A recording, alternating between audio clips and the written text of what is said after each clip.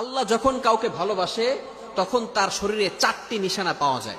অর্থাৎ 4টি আলামত যদি আপনার শরীরে থাকে, মনে করবেন আল্লাহ আপনাকে ভালোবাসে। 4টি নিশানা। 1 নাম্বার হচ্ছে যাদেরকে আল্লাহ তাআলা দ্বীনের সঠিক জ্ঞান দান করেন তাদেরকে আল্লাহ তাআলা মহব্বত করেন। নাম্বার 2, দ্বিতীয় নাম্বার হচ্ছে যারা বেশি বিপদে পড়ে আল্লাহ তাআলা তাদেরকে মহব্বত করেন। যার শরীরে দেখবেন একের পর এক বিপদ আসতেছে, অসুস্থতা আসতেছে, বারবার বিপদ, একের পর এক বিপদ, একটা বিপদ যাওয়ার পর পরে আরেকটা বিপদ আসতেছে, আপনি হতাশ হবেন না প্রিয় ভাই। আল্লাহ তাআলা আপনাকে ভালোবাসেন।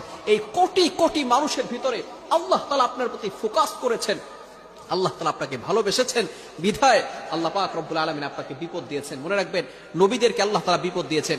ইব্রাহিম আলাইহিস সালাম খলিলুল্লাহ এবং মিল্লাতা আবিকুম ইব্রাহিম, যিনি সকল মুসলিম উম্মাহের, সকল মুসলমানদের পিতা এবং সকল মুসলমানদের লিডার, নেতা। সুতরাং ইব্রাহিম আলাইহিস সালামকে আল্লাহ তাআলা সবচেয়ে বেশি কষ্ট দিয়েছেন।